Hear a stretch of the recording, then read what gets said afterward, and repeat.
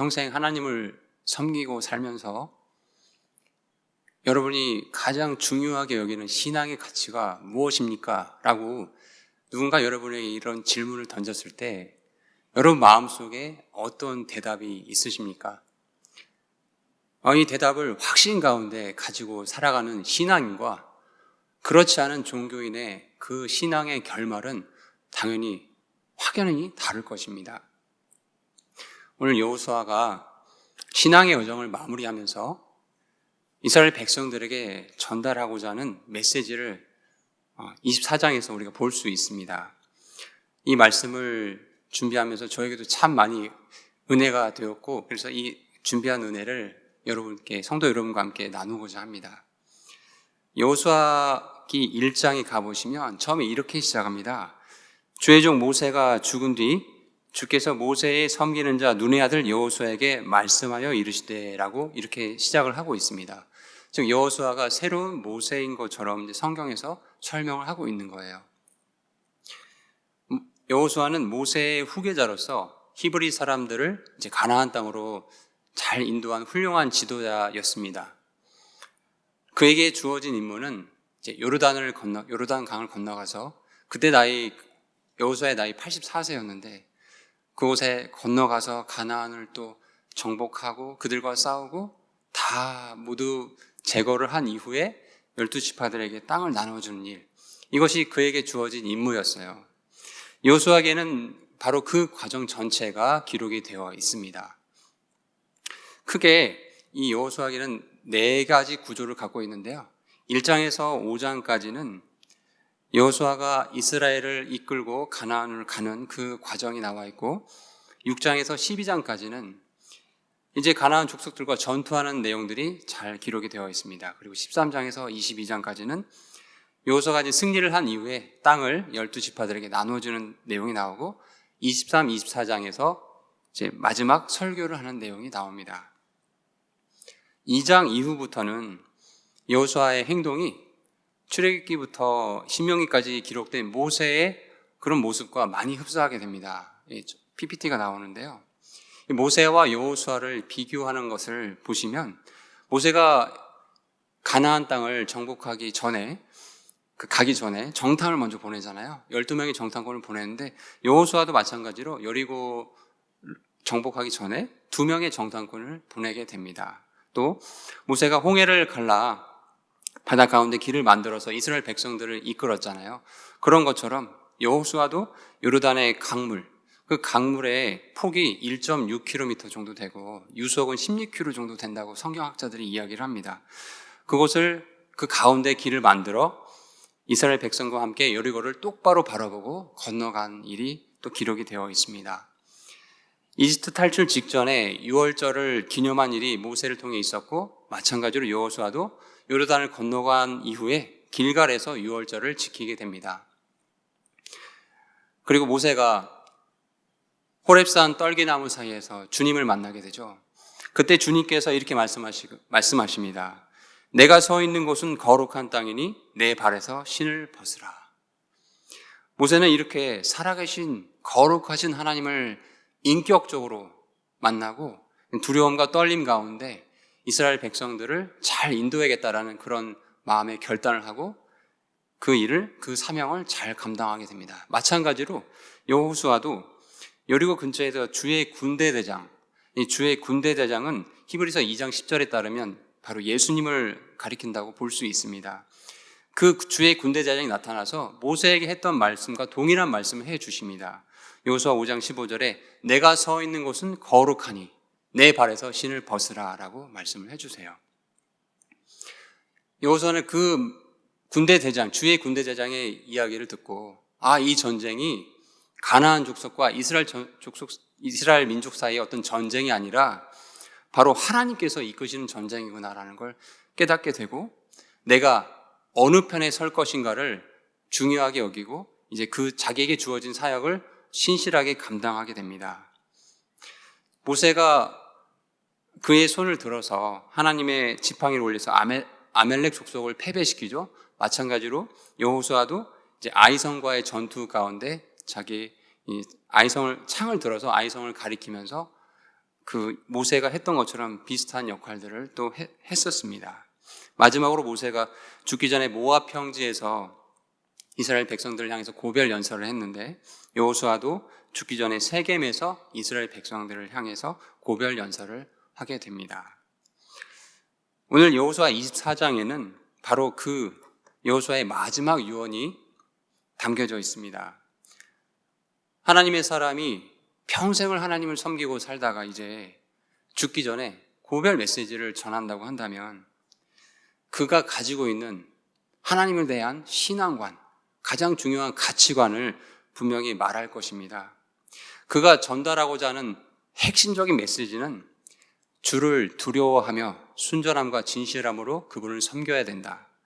나와 내 집으로 말하건대 어떠한 상황에서도 우리는 주님을 섬기겠노라라고 믿음의 결단의 고백을 하면서 같이 듣고 있는 이스라엘 백성들에게 믿음의 결단을 촉구하는 내용이 이 24장 전반에 담겨져 있습니다.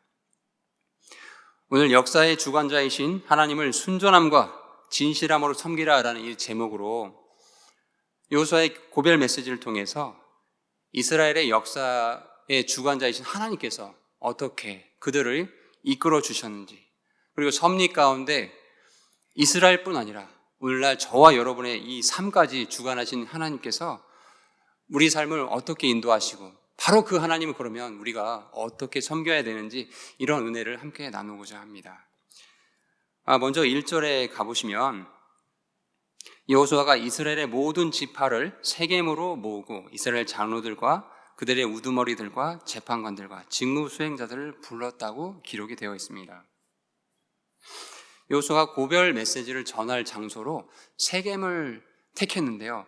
이것은 참 역사적으로 의미가 있는 곳입니다. 이 세겜 지역은 하나님께서 이 가나안 땅을 아브라함 자손들에게 주겠다라고 약속하셔서 아브라함이 바로 그곳에서 주께 제단을 쌓은 장소이기도 합니다. 또한 그의 후손인 야곱이 이제 하란에서 돌아온 이후에 디나 사건을 겪고 나서 각종의 우상들을 다 묻어둔 장소가 바로 이 세겜이라는 곳입니다. 그리고 가나안 땅에 들어온 이스라엘 백성들이 이제 약속대로 언약을 새롭게 맹세한 장소가 바로 또 이 세겜입니다. 이렇게 역사적으로 의의가 있는 곳에서 여호수아가 이제 마지막으로 이스라엘 백성들을 소집해서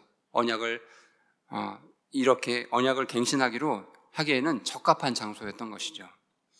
2절부터는 이제 여호수아가 백성들에게 말씀을 하면서 이스라엘의 역사를 주요한 사건 위주로 쭉 요약해서 정리를 해주고 있습니다.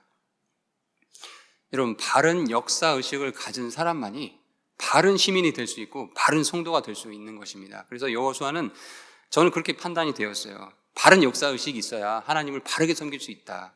그래서 2절부터 13절까지 이스라엘을 어떻게 우리 하나님이 인도하셨는지를 쭉 설명을 하고 있는 겁니다. 어느 역사학자가 칼럼에 역사를 배워야 되는 5가지 이유를 소개를 했는데 성도 여러분과 함께 나누고자 합니다. 역사는 과거를 통해 현재를 이해할 수 있게 도와준다. 그리고 과거의 역사적 인물을 통해 지혜와 교육을 얻을 수 있게 도와준다. 그리고 역사는 또다시 실수를 반복하지 않게 도와주고, 역사는 세상을 보는 안목을 키울 수 있게 도와주고, 역사는 자신의 정체성을 찾을 수 있게 도와준다. 로마서 15장 4절에도 무엇이든지 전에 기록한 것은 우리의 배움을 위해서 기록해 주셨다라고 말씀이 기록되어 있는 걸 잘 알고 계실 겁니다. 여호수아는 이스라엘 역사를 이렇게 요약을 하면서 하나님께서 어떻게 이스라엘 민족을 이끌어 주셨는지를 이제 이스라엘 백성들에게 말을 하고 있습니다. 자, 2절, 3절, 4절 이렇게 가보시면은 처음에 이제 아브라함을 어떻게 이 갈대아 우르 지역에서 이끌어내셨는지에 대한 설명이 쭉 나와 있는데요. 그 아브라함의 아버지 데라가 이제 갈대아 우르를 살다가 그 아들들을 데리고 이제 나오게 되죠. 가나안 땅으로 가는 도중에 그 데라는 이제 205세까지 그곳에서 살다가 죽게 됩니다. 그리고 이제 나머지 그 아들들, 아브라함과 이런 아들들이 나머지 여정을 가게 되죠. 이 갈대아 우르 지역은 하나님이 없는 곳이었죠. 그 당시 그 지역의 사람들이 보편적으로 믿고 있는 신은 달신이었다고, 월신이었다고 합니다. 3절에 가보시면 내가 너희 조상 아브라함을 강 저쪽에서, 유프라테스 강을 말하고 있는 거죠. 저쪽에서 취해서 가나안 온 땅 전역으로 인도하고 그의 씨를 번성하게 하였다라고 얘기하고 있습니다. 우상 숭배의 도시에서 과연 자기의 의지를 발휘해서 어떤 계획을 발휘해서 그곳을 떠날 수 있을까요? 그건 결코 쉽지 않은 일일 겁니다. 아브라함이 뭔가를 계획을 세워서 어떤 의지를 발휘해서 이 일이 가능한 것이 아니라 우리 하나님께서 주관적으로 이 일을 이끌어 주셨다라는 거죠. 4절에 가보시면 그의 아들 이삭에게 야곱과 에서를 주었으며 에서에게는 세일산을 주어 소유하게 하였노라. 그러나 야곱과 그의 자손은 이집트로 내려갔으므로, 야곱과 그의 후손들이 또 이집트로 내려가는 장면이 이제 4절에 기록이 되어 있습니다.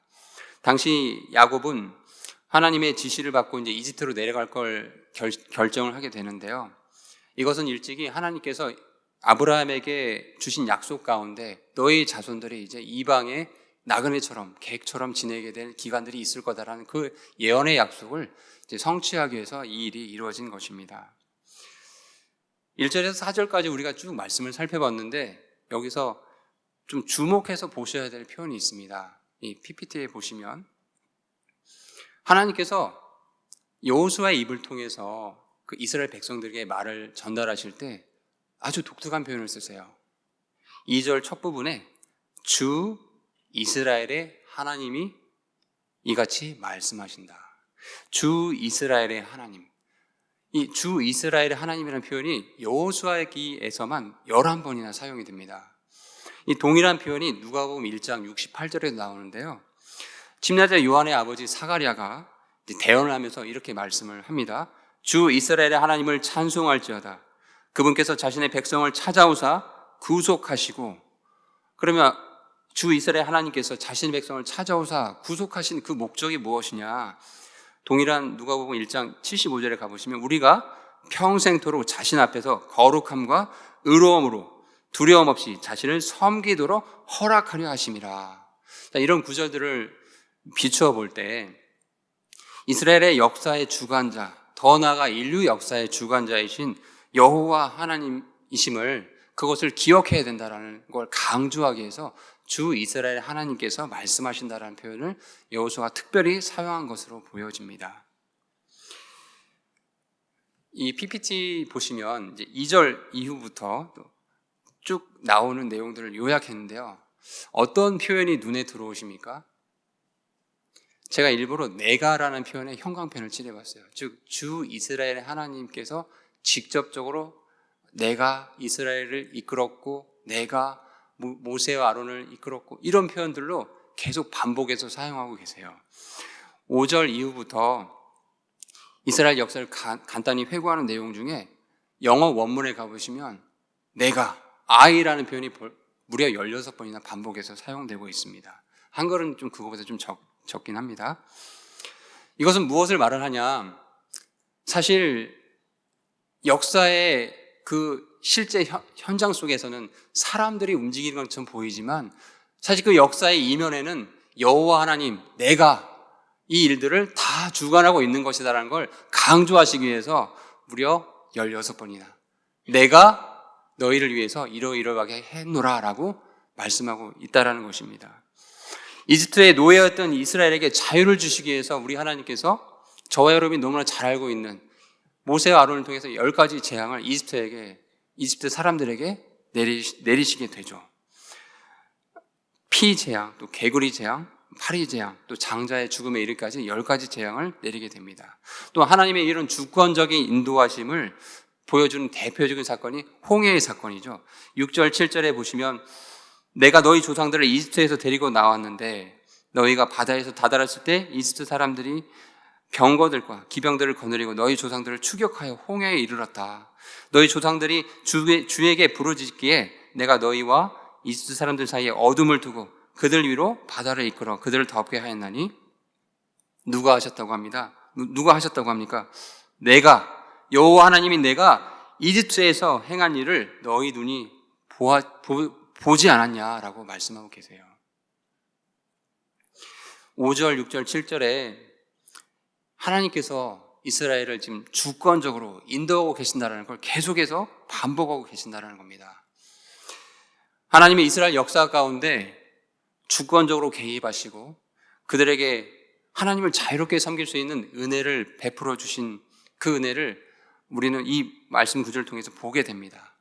동일하신 이 하나님께서 오늘날 대한민국의 역사에도 그리고 저와 성도 여러분의 역사, 삶의 역사 가운데도 동일하게 개입하시고 주권적으로 인도하고 계심을 믿습니다. 어리석은 사람들은요, 자신들에게 조그마한 어려움만 찾아와도 걱정하고 두려워하고 또 좌절하고 심지어는 하나님을 원망하기까지도 합니다. 그런데 우리 하나님은 주 이스라엘의 하나님이세요. 아까 주 이스라엘 하나님이 무슨 뜻이라고 했죠?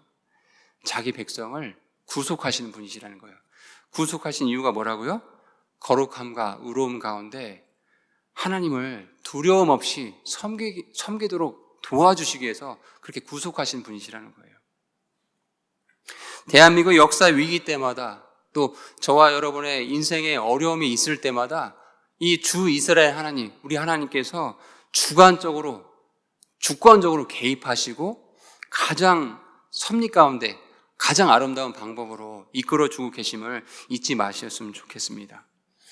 여호수아가 이렇게 지난 역사, 특별히 하나님께서 주권적으로 개입하셔서 모든 어려움을 이겨낼 수 있도록 인도하심을 담담하게 지금 얘기하고 있을 때 아마 이스라엘 백성들의 마음 가운데 조금씩 마음이 뜨거워짐을 느끼고 있었을 것 같습니다.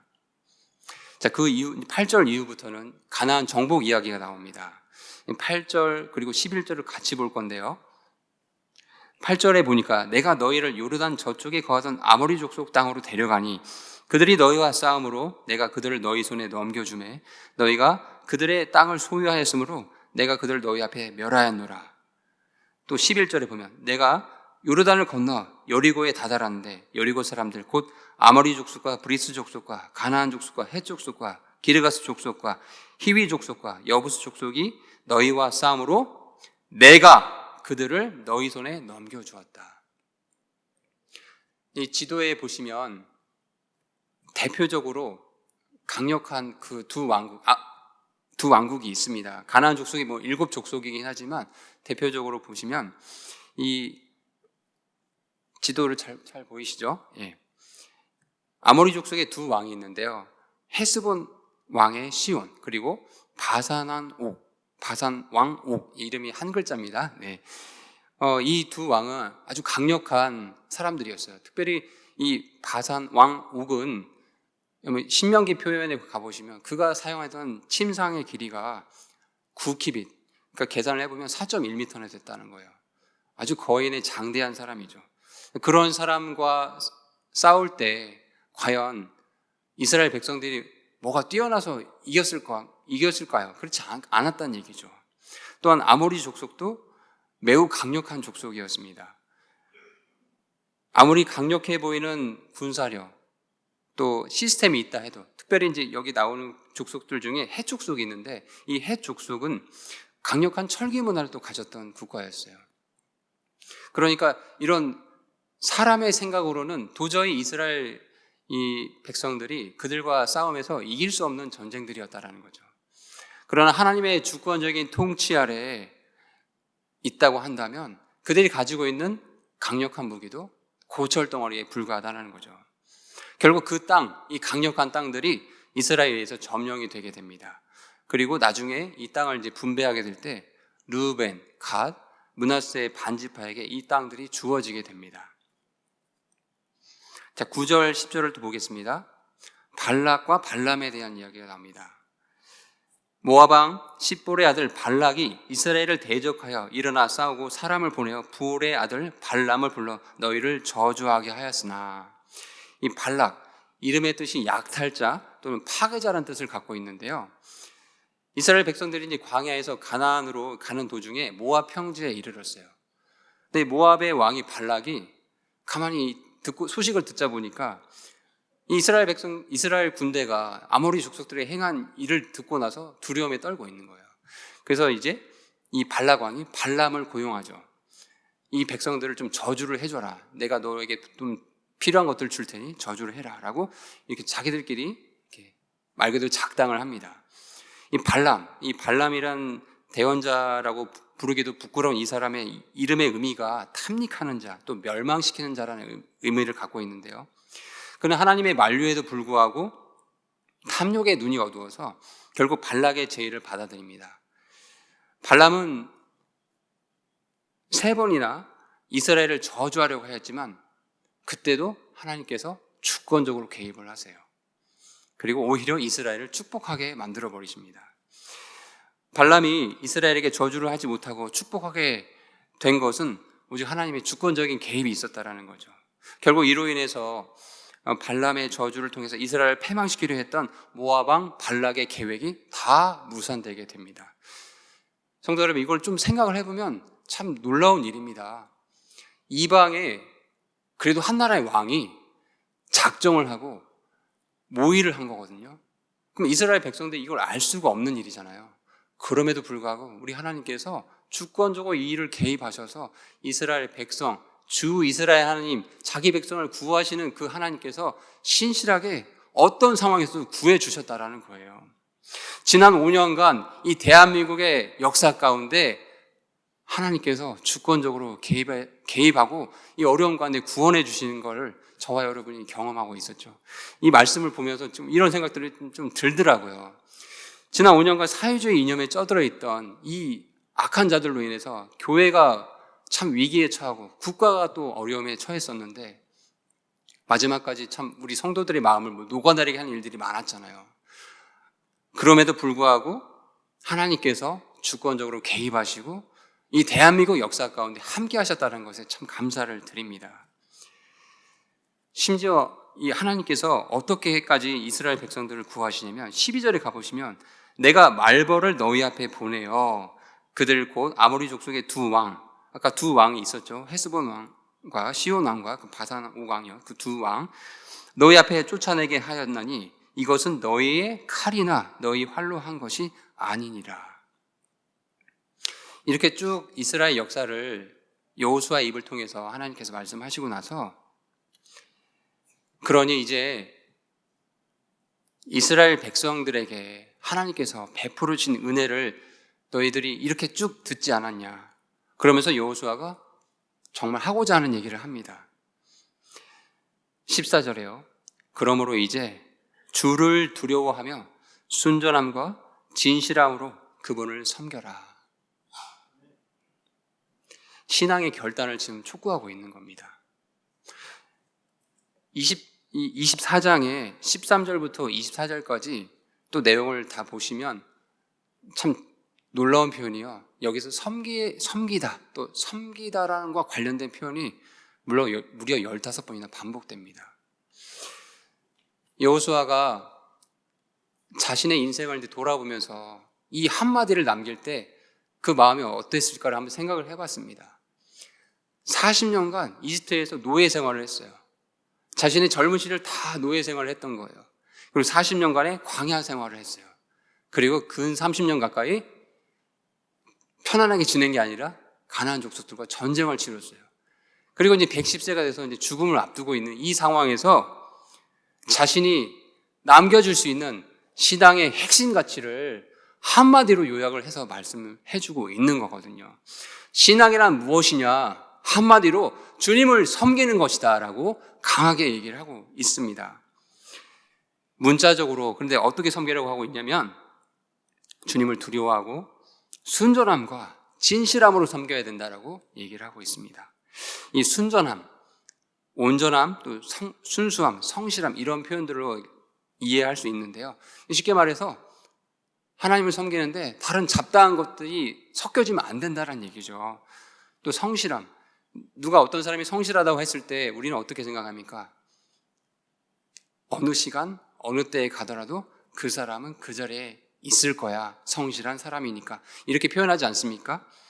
또한 진실함은 견고함, 또 확고함, 마음에 거짓이 없이 순수하고 바름을 말하거든요. 다시 말해서 쉬운 말로 하면 계산적이지 않는다라는 거예요. 하나님을 섬길 때 이렇게 하면 사람들이 인정해 줄겠지라는 그런 계산을 하지 않는다라는 거예요. 이렇게 순전함과 진실함으로 하나님을 섬겨야 된다. 주님을 섬겨야 된다라고 얘기를 하고 있습니다. 순전함과 진실함에 대해서 성경을 검색했는데 딱 한 구절에서 이 표현이 나오더라고요.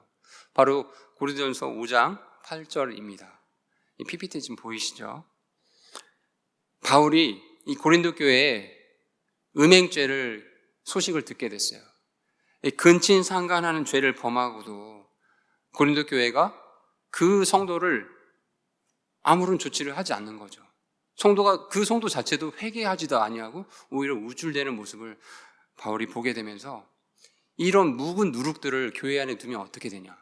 주님을 섬길 때 순전함과 진실함으로 누룩 없는 빵으로 섬겨야 되는데 이렇게 되면 되겠냐 하면서 아주 한탄하는 모습이 고린도전서 5장 8절에 나와 있습니다. 성적으로 부도덕한 사건을 교회 안에서 벌였다는 것도 충격적이지만 바울이 받은 더 큰 충격은 무엇이냐면은 그런 죄를 교회가 묵인하고 아무런 조치도 취하지 않았다는 것이 더 큰 충격이었다는 거예요. 어떻게 이런 일들이 가능했을까요?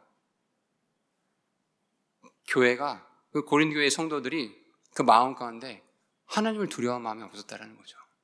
주님을 섬기는데 순전함과 진실함이 없었다는 거죠.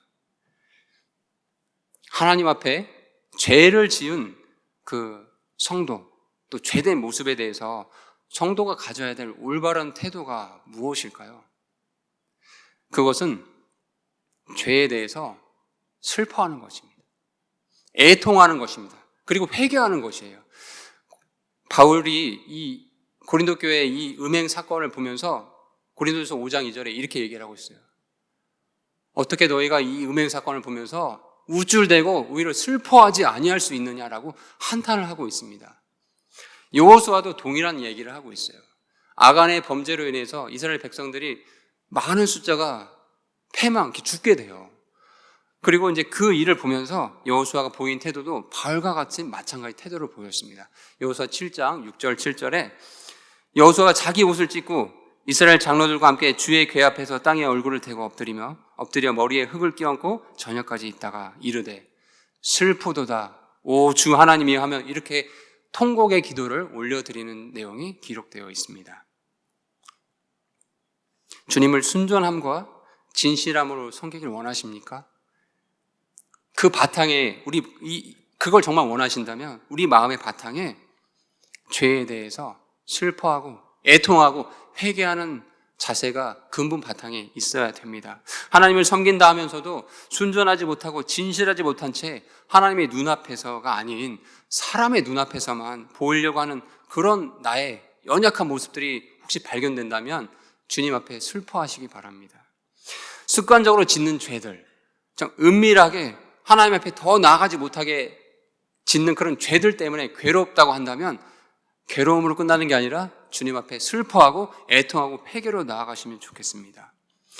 하나님의 말씀은 낙태와 동성애, 공산주의 사상은 죄라고 하시는데도 오히려 교회가 앞서서 그것은 죄가 아니다라고 말하는 이런 이상한 한국의 교회 현실들을 보면서 슬퍼하고 같이 애통하고 회개해야 하면 좋겠습니다.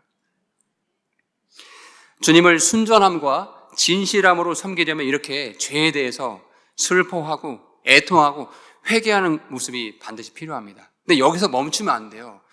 여호수아가 뭐라고 얘기했냐면 거기에 플러스 너희 조상들이 강 저쪽과 이집트에서 섬기던 다른 신들을 제거하고 우상을 제거하라는 거예요. 우상을 제거하라는 거예요. 전능하신 하나님을 섬기는 그리스도인이 우상 숭배를 할 수 있을까요? 근데 여호수아는 제거해야 된다라고 얘기를 하고 있거든요. 하나님을 두려워하지 않고 어떤 상황, 조건을 두려워하게 되면은 그리스도인이라 할지라도 우상을 숭배하게 되는 그런 죄를 범할 수 있습니다. 출애굽기 32장에 모세가 시내산에서 내려오는 일이 이제 늦춰지게 돼요. 그랬더니 이제 이스라엘 백성들이 이렇게 얘기를 합니다. 우리를 위해 우리 앞에 갈 신들을 만들라. 아니 조금 전까지만 해도 홍해 사건을 보고 이집트에 내려진 10가지 재앙을 통해서 살아계신 하나님, 두려우신 하나님을 경험했음에도 불구하고 조금만 상황이 어렵고 조건이 자기 생각과 맞지 않는다고 했을 때 우리를 위해 우리 앞에 갈 신들을 만들라라고 얘기를 하고 있어요. 결국 금송아지를 만들게 되죠. 그리고 거기에 우상 숭배를 하게 되죠. 결국 그래서 3,000명 가까이 죽게 됩니다. 바로 그 현장에 모세와 함께 여호수아도 같이 있었어요. 여호수아는 그런 신앙의 경험을 바탕으로 주님을 정말 섬기기 원한다고 한다면, 바르게 섬기길 원한다고 한다면, 순전함과 진실함을 섬기길 원한다고 한다면 반드시 필요한 것이 우상을 제거하는 일이 필요하다라고 얘기를 하고 있습니다. 모든 인간은 미래에 대한 두려움을 갖고 있습니다. 우리 그리스도인이라고 예외가 아니죠. 두려움이 없다고 말할 수는 없을 거거든요. 근데 이 두려움이 큰 문제가 뭐냐면요, 인간이 하나님보다 다른 거짓된 신들, 자기 자신이라는 거짓된 신, 또 탐욕이라는 것, 이런 것들을 의지하게 만들어서 이 두려움이 더 큰 죄를 짓게 만듭니다. 그것은 하나님을 의지하지 않게 만들어버려요. 하나님이 우리의 인생의 주인이 아닌 것처럼 만들어버려요. 그리고 자기 삶의 주인이 되어서 스스로를 통제하게 되는 그런 죄를 범하게 됩니다. 이 우상, 자기 자신이란 우상, 또는 탐욕이라는 우상, 이런 것들을 제거하지 않고는 하나님을 바르게 섬기지 못합니다. 혹 섬기더라도 매너리즘에 빠져서 습관적으로 또는 종교적으로 변질이 될 수가 있습니다. 이 한국 교회 안에서 섬김에 있어서 변질된 모습이 무엇입니까? 장로가 되려면 주차 봉사 몇 년을 해야 되고, 설거지를 몇 년을 해야 되고, 이 섬김 매너리즘 병에 빠진 성도들이 가진 착각이 뭐냐면요, 여러분 이 부분을 좀 잘 들으시면 좋겠어요. 하나님을 섬기는 일의 종류를 자신이 선택할 수 있다는 착각을 하는 거예요. 다시 한번요. 섬김 매너리즘 병에 빠진 성도들이 가진 착각이 하나님을 섬기는 일의 종류를 자신이 선택이 가능하다라는 생각을 하는 거예요. 교회 몇 년 차는 설거지를 해야 되고, 교회 몇 년 차는 교회 학교 교사를 해야 되고, 몇 년 차 그래서 집사와 장로와 권사를 해야 된다. 여호수아가 110년의 인생, 신앙의 인생을 살면서 단 한 번이라도 이렇게 말을 했을까요? 우리가 존경하는 바울, 모세, 수많은 믿음의 선배들이 이런 말을 했을까요?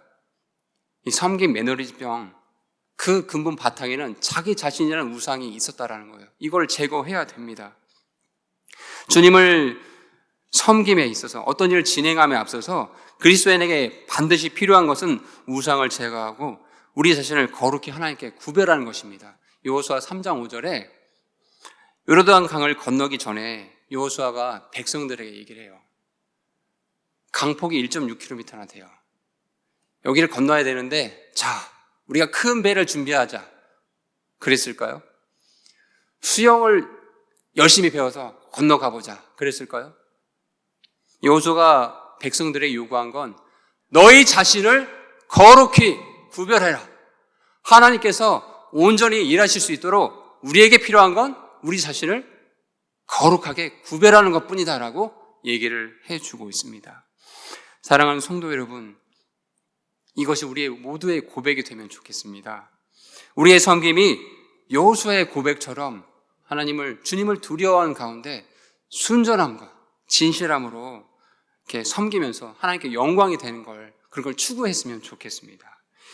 마무리를 하도록 하겠습니다. 지금까지 우리는 이스라엘 역사의 주관자이시자 우리 삶의 주인이신 하나님을 어떻게 섬겨야 되는지에 대해서 살펴보았습니다. 코로나 이후에 이 한국 교회 모습들이 많이 달라졌죠. 어느 통계를 보니까 코로나 기간 동안에 교인의 수가 적게는 20%, 많게는 40% 가까이 줄었다고 합니다. 또 나타난 현상이 뭐였어요? 예배에 나올 수 있음에도 불구하고 이제 습관적으로 온라인 예배를 드리는 모습도 나타나게 되죠. 또 극단적인 개인주의가 또 더 많아지게 되었다고 통계가 말을 하고 있습니다. 또한 주일학교의 현황은 어떠냐면요, 입시 전쟁에 아이들이 매몰돼서 중학교 3학년만 돼도 교회에서 정말 씨를 볼 수가 없을 정도입니다. 그리고 아이돌 음악, 여자아이들요. 남자아이들은 게임, 이런 것들에 빠져서 교회가 다음 세대가 과연 있을까 이런 걱정이 될 정도라고 이 교회 통계들이 말을 하고 있습니다. 이런 소식들은 참 우리 마음을 무겁게 하죠. 과연 한국 교회가 회복이 될 수 있을까 하는 의구심들 들기도 합니다. 그러나 오늘 이 여호수아의 마지막 고별 메시지를 우리가 같이 주목했으면 좋겠습니다. 상황이나 현실적인 조건에 관계없이 하나님 자녀의 본분은 하나님을 두려워하고 순전함과 진실함으로 섬김에 있다. 이것을 기억하시면 좋겠습니다. 교회의 회복, 교회의 생명력은 하나님을 두려워하고 순전함과 진실함으로 섬기는 데에 있습니다. 초대교회의 특징이 바로 순전하고 정말 순수한 사람들, 진실한 사람들이 모여있다는 거거든요. 근데 현대사회는 어떻습니까? 누가 순전하다, 순수하다 하면 비웃어요. 교회가 그렇다고 해서 거기에 의기소침해 되면 안 되겠죠. 예수님께서 세워주신 이 교회, 세상을 향해서 진리의 말씀을 순전하게 잘 선포해야 됐으면 좋겠습니다. 우리 교회에게 주어진 사명이 있죠.